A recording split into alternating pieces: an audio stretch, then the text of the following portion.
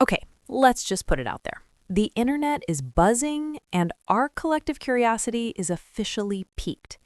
Did Prince Harry, the Duke of Sussex, just let a massive clue slip about his future? Is the sun-soaked, avocado toast-filled California chapter potentially coming to a close? It's the question on everyone's lips, and it all hinges on one carefully chosen word: currently. Let's rewind. In a heartfelt and deeply personal essay titled The Bond, the Banter, the Bravery, What It Means to be British, Harry penned a tribute to his homeland that has set off a firestorm of speculation. And right in the middle of this love letter to Britain was a line that made us all do a double take.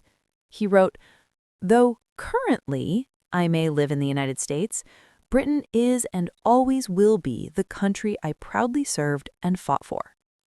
Currently. It's such a small word, but oh, what a powerful one.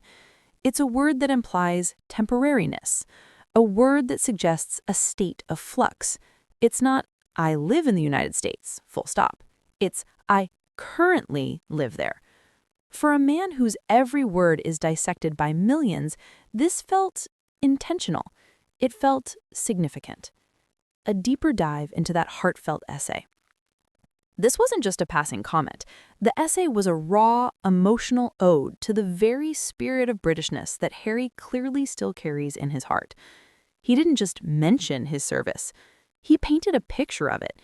He spoke of the banter of the mess, the clubhouse, the pub, the stands, those uniquely British communal experiences that forged lifelong bonds.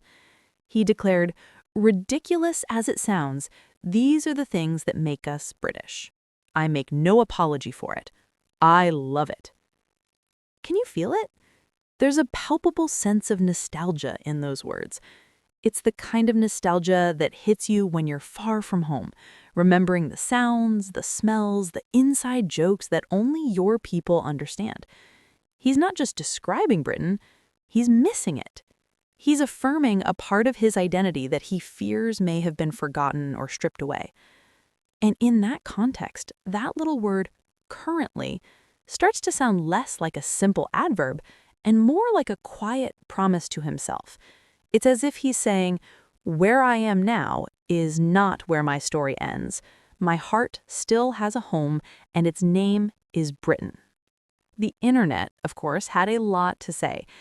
As soon as the essay hit the news, social media became a digital town square, with royal watchers and everyday folks alike weighing in. The reactions were a fascinating mix of fierce loyalty, sharp analysis, and pure, unadulterated drama. One supporter passionately defended him, writing, "They can try to take away whatever they want from him, but he has earned it and they can't take away who he is. They can't take away his service. They can't turn back time and remove those experiences. They can't take his voice. Good on you, Harry." This comment speaks volumes. It highlights the emotional core of this entire situation, that beyond the titles and the tabloids, this is about a man's fundamental identity, his service, and his right to have a voice. Then came the linguistic experts. Another user zeroed in on the word itself. Isn't the definition of currently at this present time? That's the correct adverb to use to describe his living situation. Anyways, I thought they hated Harry. Why are they so obsessed with the idea that he might move back to the UK?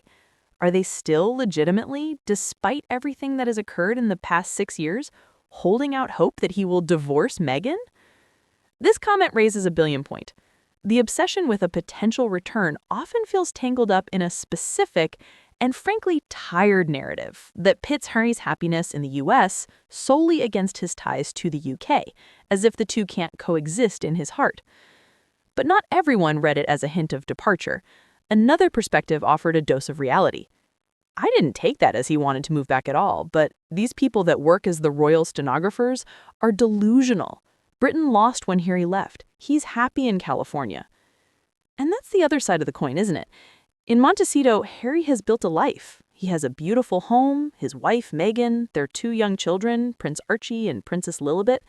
He's founded a new organization, Archwell, and is pursuing the philanthropic work he's so passionate about. This is a man who has consciously carved out a new world for himself, a world he fought hard to create. So, what's the real truth? Let's read between the lines. Here's where we have to get real. We're not mind readers, and we certainly don't have a direct line to Frogmore Cottage or the Sussex's Montecito estate, but we can connect the emotional dots. This essay wasn't a press release about relocation.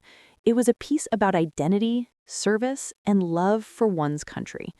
The use of currently feels less like a concrete announcement and more like an emotional safeguard. It's Harry reaffirming, both to the public and perhaps to himself, that his American life does not erase his British soul. Could it be a hint? Absolutely. It leaves the door wide open for a future where his life might look different. Maybe it's not about a full-time return to the UK, but perhaps a future with a more significant presence there, a base for his charitable work, or a way for his children to connect more deeply with their British heritage. But let's not mistake a heartfelt sentiment for a finalized 5-year plan. This was Harry speaking from the heart, not from a real estate contract. The bigger picture, a man between two worlds.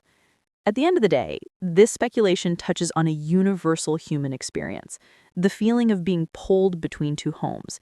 It's the immigrant story, the military family story, the story of anyone who has ever left one place to build a life in another. Harry is living that duality every single day. He is a father building a future in California, while also remaining a son, a brother, and a veteran with deep and unbreakable roots in Britain. The word currently is the linguistic embodiment of that tension. It's him holding space for both realities. So, is Prince Harry leaving California? Your guess is as good as ours. But what he has undeniably shown us is that his connection to Britain is not a relic of the past, but a living, breathing part of who he is. And while the California sun might be his present, a piece of his heart will always be walking the misty greens of the UK. One thing's for sure. All eyes are on him. So we'll be here watching the space, because if there's one thing we know about Harry, it's that his story is always full of surprises.